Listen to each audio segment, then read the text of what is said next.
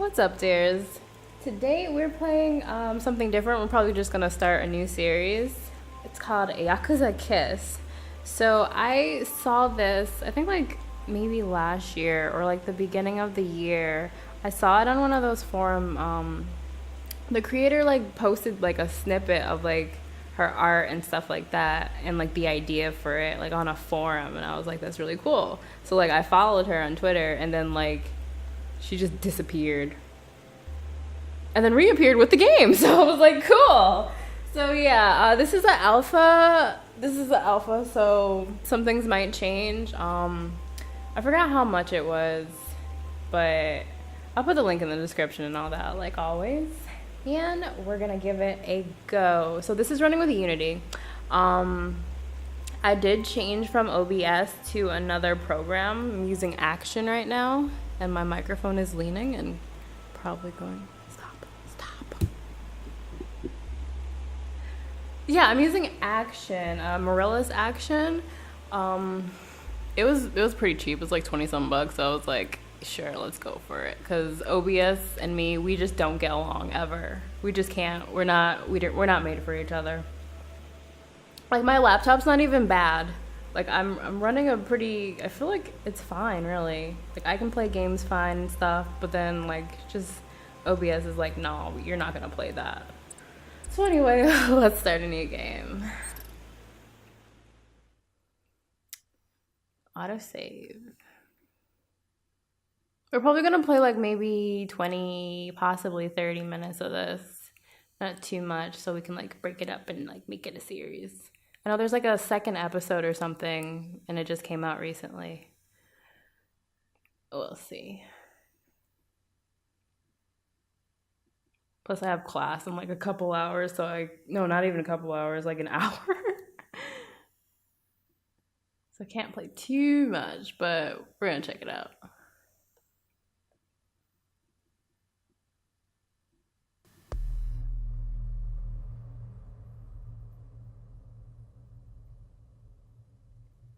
What does that say?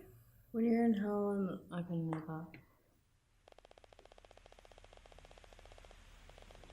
Somewhere far away, a storm was raging. The distant rain and rolling thunder seemed to drown out everything else.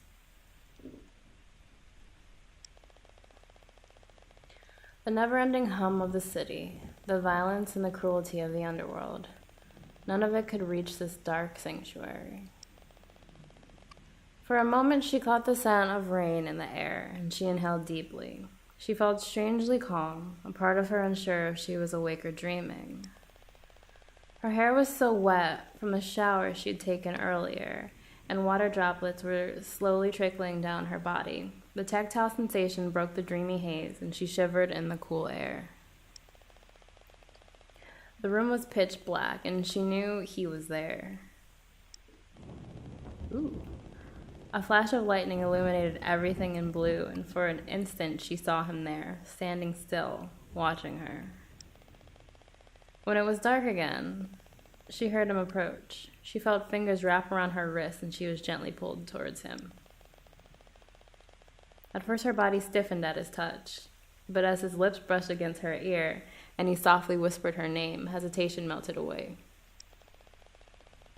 She yearned for warmth, and the heat radiating from his skin drew her closer to him. She relaxed, easing against his chest. In that moment, with him, listening to his racing heartbeat, she felt safe and protected from the world outside. Those 2 seconds of calm brought a contented smile to her face, but when she opened her eyes again, she saw nothing except darkness. Her happiness faded, and fear bloomed in her heart. She was aware this moment would soon be over. It would all be over. At the thought, numbing sadness washed over her. She let out a shuddering sigh and tried to nestle into him. Tendrils of dread dripped tightly around her throat, making it hard to breathe. What am I looking at? Wait, no, I want more thunder. She felt his fingers thread into the silk of her wet hair, and she closed her eyes. Her mind went silent, and her breath steadied. When she opened her eyes again, he was the only thing she could see, hear, and feel. The sultry tone of his voice as he whispered her name in the darkness. The warmth and the strength of the hands wrapping around her, possessing her completely. The feel of his mouth on her, burning her, consuming her with each deepening caress. She let go, slowly coming apart in his embrace.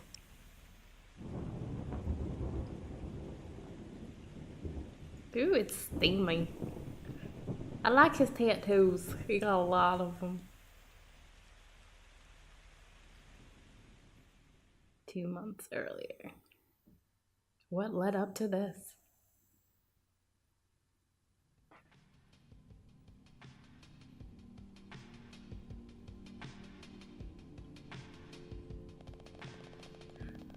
A young woman was packing groceries into a plastic bag. Ashen skin and the dark circles around her eyes made her appear sickly, but her movements were quick and precise.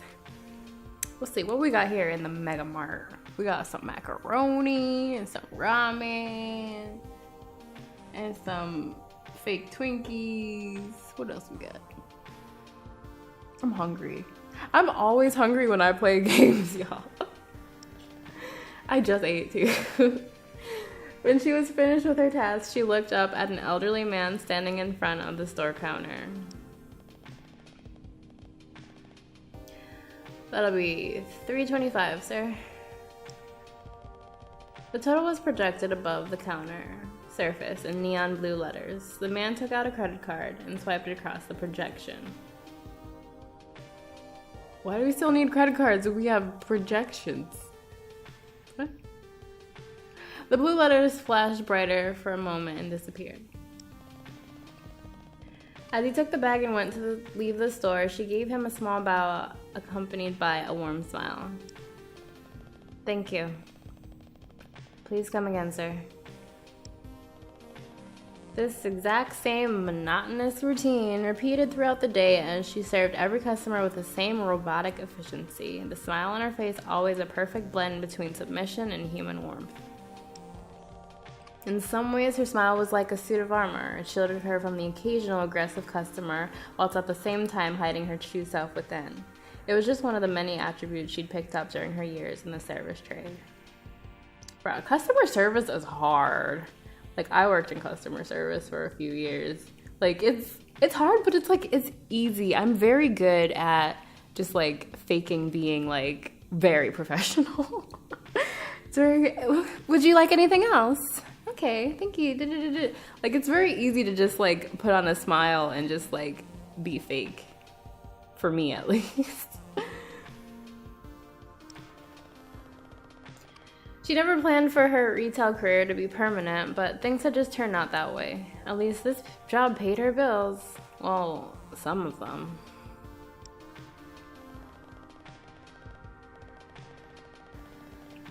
She was lost in thought, staring at the store door.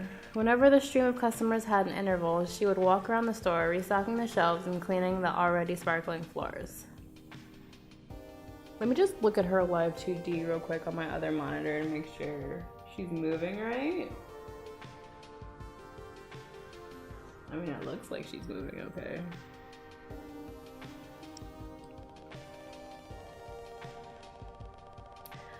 This night, business was unusually quiet, and she spent 10 minutes rearranging a pile of instant noodles, aligning the packages in perfect vertical lines. That's what I had for lunch. She stepped back to admire her handiwork, but after a while her shoulders slumped and she let out a deep sigh. Why am I doing this? She turned to look at a small control panel attached to one of the store walls. I could press a button and the store AI drones would swarm out, stock and clean the store in 30 seconds flat. Okay, girl, so why don't you do it? I did not read that, but she leaned down and something. I sometimes forget I'm being paid to stand here and act human. Interesting. So I'm guessing, like, this is, like, the super future, and, like, everything's got like robots and AI and stuff like that, and you don't see a lot of like people actually manning these stores. Like how like I haven't read more about it, but like Amazon, like the Amazon store where you just go in and there's like no people. She tried to block out the irritating elevator music drifting from the store speakers. This is definitely not helping my headache. She slumped over the counter, rubbing her throbbing temples with her fingers. The motion offered only temporary relief, and the ever-worsening ache made her slightly queasy. She glanced up to look through the store windows at the littered street outside, in an attempt to keep herself occupied. I wish it would stop raining. It's almost time to go home. The thought made her uneasy, and anxiety pulled in her chest. She began to nibble at her lower lip nervously. Just then she noticed her reflection looking back at her from the window glass. For a moment she froze and took in the messy light green hair, the gray eye. I don't know if you just heard that, but my cat is doing something crazy outside my door right now. Like the gray eyes and the vacant stare. She locked eyes with the reflection. It kept staring back at her, its eyes like empty wells. She felt like she was being pulled in when its lips suddenly spread into a grin. Her insides twisted and she hurried to turn away. Wait, what? Did her reflection just do something that she did not do? That's freaky if that happened. She accidentally knocked over a container and cheap plastic lighter spilled over the counter. She quickly cleaned the mess up and tried to steady her breathing. The growing anxiety subsided a little when she heard the hiss of the store door. Her lips automatically curved into another well-rehearsed smile. The door opened and a young, athletic man rushed in. While heading toward a staff back room, he was already tearing off his jacket. He held up an ID chip and disappeared through the door before it had opened fully.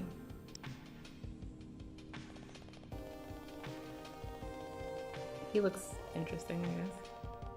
A moment later, he came back into the store main room wearing a garish Mega Mart uniform. He looked around, and when he spotted her, a grin spread across his face. Hi, Jung. Sorry I'm late. Again.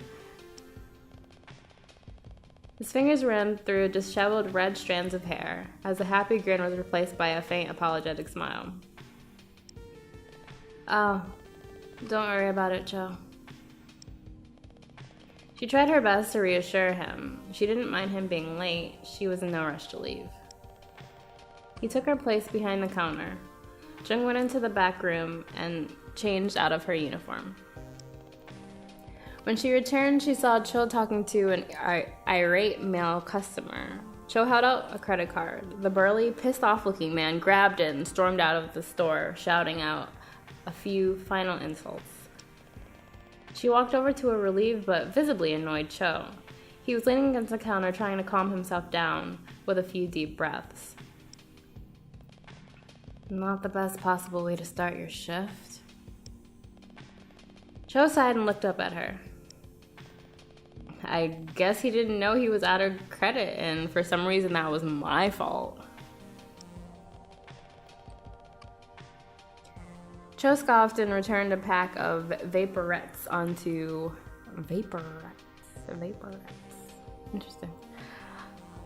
a counter shelf. I wish these people had the capacity to come up with the original material. At least let me be entertained when I'm insulted. She saw the irritation hiding behind his smile. I swear it's always something about my mother or something about my life decisions. And it usually comes from some smelly guy buying beer and porno mags at 4 a.m. He buried his face in his hands and let out a humorless chuckle. Jung decided it was best to give him a wide berth tonight, and she walked toward the store exit.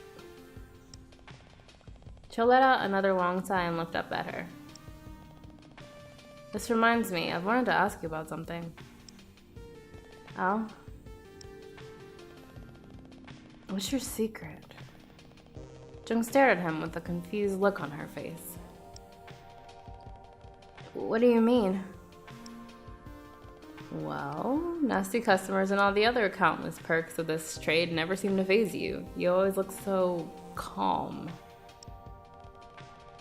He lifted a few fingers to rub at his chin as if he was trying to solve an extremely important mystery.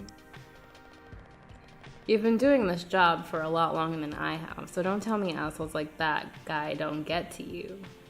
Most days I feel like strangling at least a few people. He raised his hands into the air and wriggled his fingers, emphasizing that he had seriously fantasized about doing it for real. She remained quiet as he continued his tirade. To top it all off, we have to wear this thing. He straightened his back, striking a cheesy pose, looking down at himself with a face filled with exaggerated disgust. Form-fitting, pink and green, cheap microfiber. Even I can't pull this off.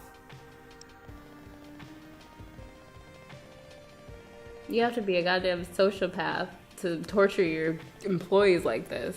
I promise if I ever find a job with better pay, I will cremate this monstrosity. She was still silent, so he turned to look at her. He frowned at the sullen expression on her face. She just want to go home. I'm sorry, Jung. I guess I'm ranting again. This is just one of those days you feel... Or, you know...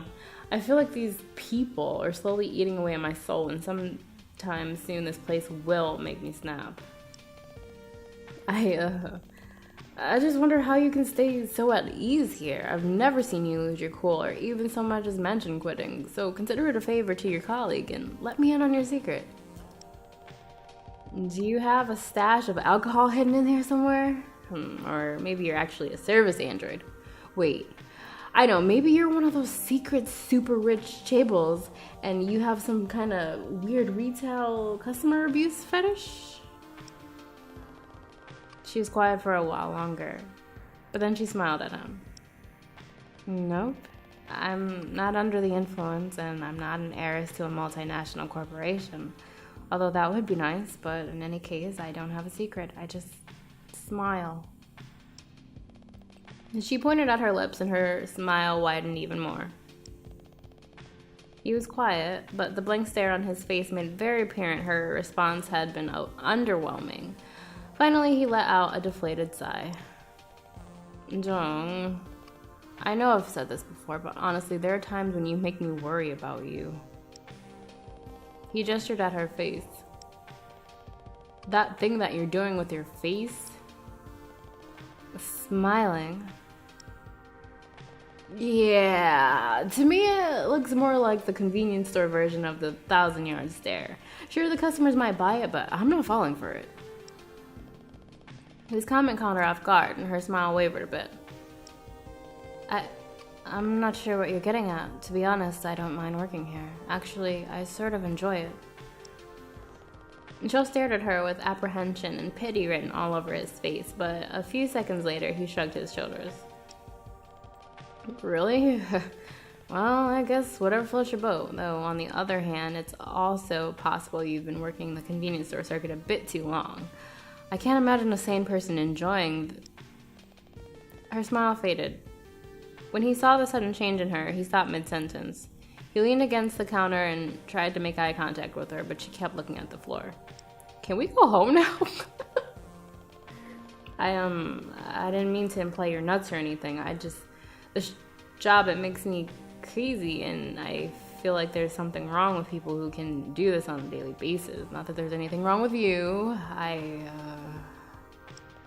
You know me and my mouth. I never know when to shut up. She smiled at him and laughed a little, wanting to downplay how much his words had accidentally hit home. It's fine. I'm not that sensitive, you know. Besides, I have to agree with you. Not hating this job is kind of weird. She smiled, or he smiled he smiled meekly and locked eyes with her, suddenly appearing uncharacteristically serious. Jung, what I was really trying to say is that I hate this job in a multitude of ways, but seeing you every day makes it somewhat bearable. When I get out of bed, I actually look forward to my shift, even though I only see you for a few minutes. You make me feel good.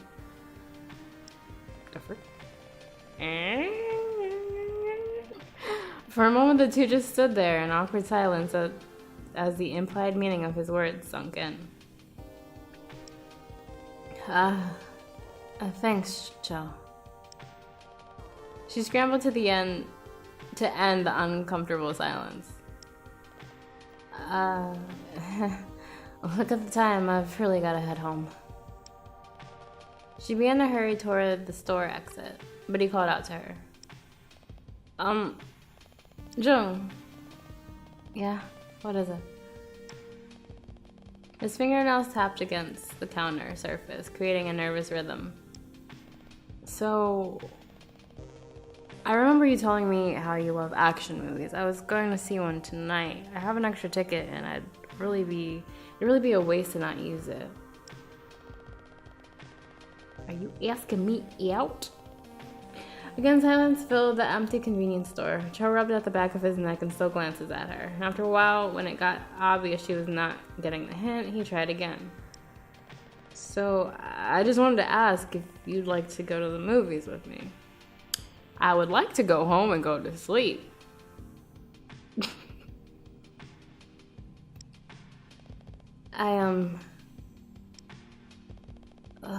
What should I say?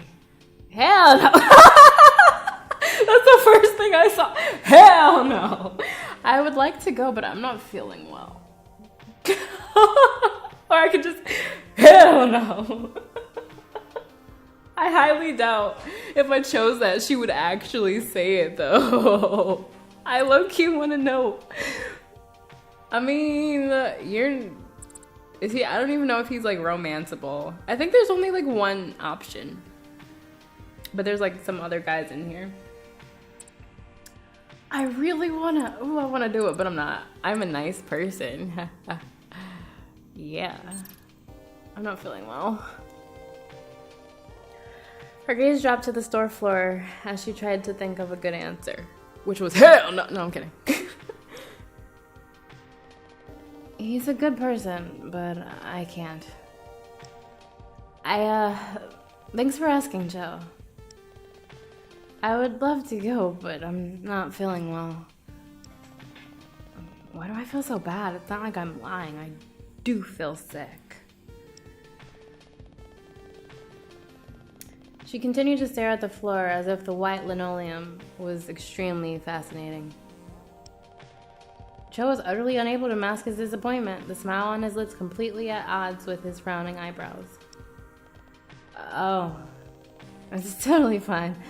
I thought you looked a little ill, so let's just take a rain check on it. Anyways, be sure to get some rest tonight, then. She nodded and quickly headed for the exit. Bruh, I've been trying to leave for the past, year. Just let me go. Well, I'll see you tomorrow. Have a good night. He smiled and waved at her. As she turned away from him, her smile began to flicker. Yeah. I'll see you later, Cho. The instant the store door closed behind her, all emotions drained from her face.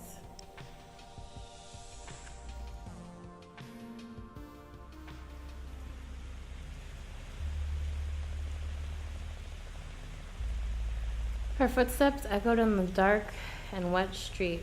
Like most days, a thick, smoggy mist hung in the air. It was raining hard and her clothes were already getting drenched. She stared at her feet and kept walking forward slowly, paying no attention to the people passing by. She listened to the comforting, slow buzz of the neon signs. What is she wearing? This is not cute. Anyway, signs scattering all over the walls of the tall buildings surrounding the street. Science City never slept. It was an endless sea of bright lights, its air filled with a constant discord of sounds. Ooh, I want to go to that love motel. Or is it hotel? Is that an M or H? I can't tell. 24 hours! Countless bars, clubs, restaurants, tea houses, arcades, host and hostess clubs. Ooh, I want to go to a host club. Soap lands and love hotels lined its streets. In essence, here people get whatever they want, whenever they want. She stopped momentarily in front of one of the soap lands to stare at a large hollow display. What's a soap land? Projected into the air within a glass box, she saw a scantily clad blue-skinned woman with 3 plump breasts. She has how many?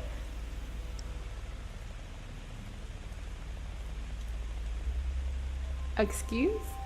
The woman. Excuse? The woman gripped a neon green lightsaber in her hand. A pasty and pudgy middle-aged man was crouched in front of her, squealing as the plastic sword repeatedly hit his rear. Oh? And this is just on display? Jung sighed and rubbed her aching forehead.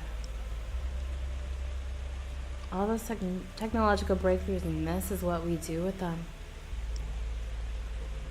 The soapland door opened, and a huge AI bouncer stepped out to beckon her in, probably mistaking her for a potential customer. She shook her head at the hulking android and continued on her way.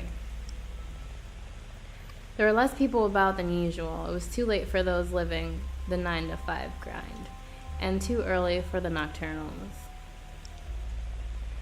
Due to the heavy particulate smog, night and day were almost identically visible. Identical visually, goodness. Sunlight was extremely rare, while the acidic rain was pretty much a constant. That doesn't sound like a good thing. Still, the human circadian?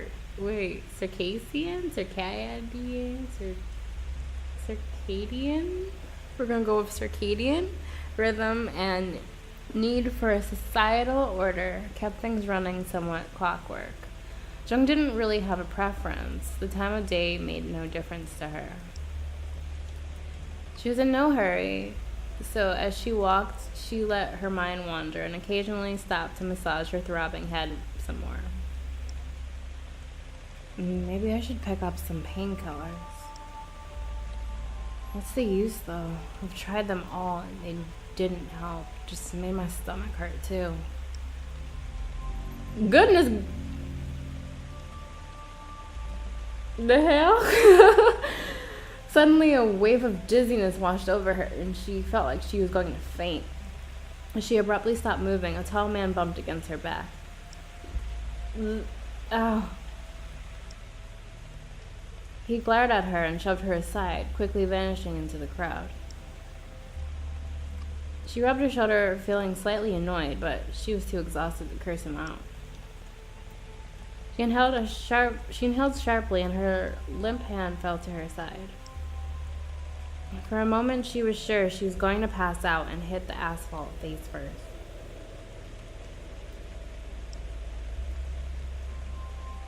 I'm so tired. I was feeling ill at the store, but it's getting worse and worse now. Waves of nausea washed over her, and the world around her began to shift. She leaned against the wall for support, her fingers tracing her flushed and rain-drenched cheek. I'm burning up.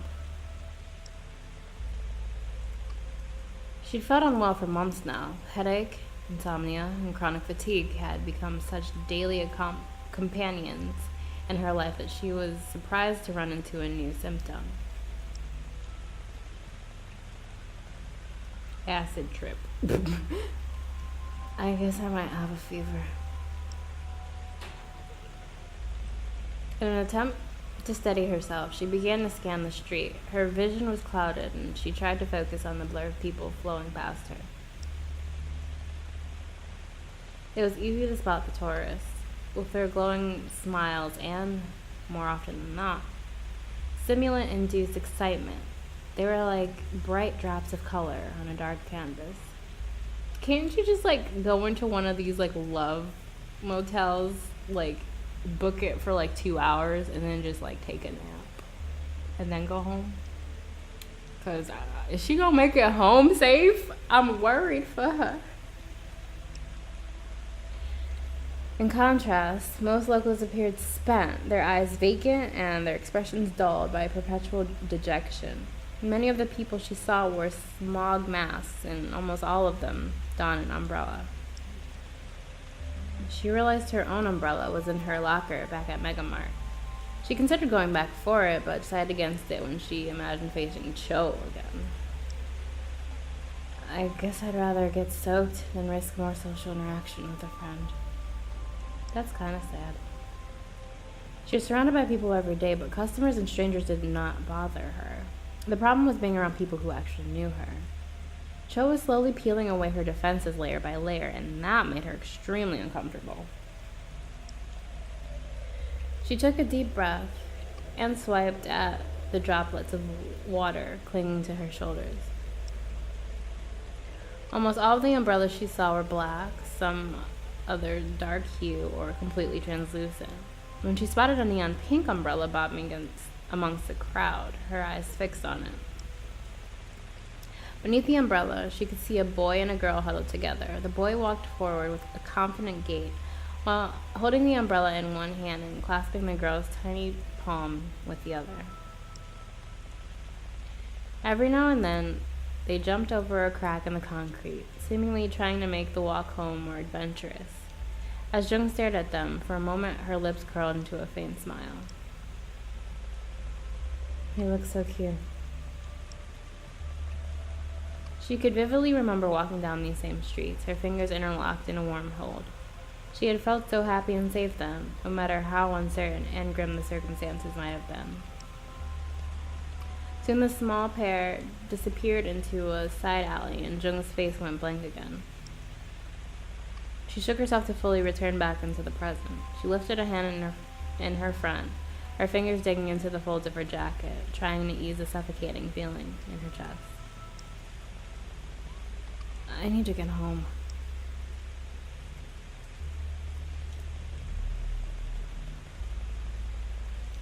After a couple of deep breaths, the dizziness finally began to subside. Okay, it's looking kind of long, so I'm going to end it here. Plus, I got to get ready to go to class in a few, so hope you enjoyed this this first part of Yakuza Kiss. Seems like it's going to be interesting. I want to meet the Yakuza, especially that attractive man who was, I don't know, in my bed or something. I don't know. Woo! But yeah, next we're probably gonna do either the letter or Broken Minds. I was like, what the frick am I? The letter or Broken Minds, both, whatever. So yeah, thanks so much for watching, dears. You have a great day, and I will see you soon. Bye bye.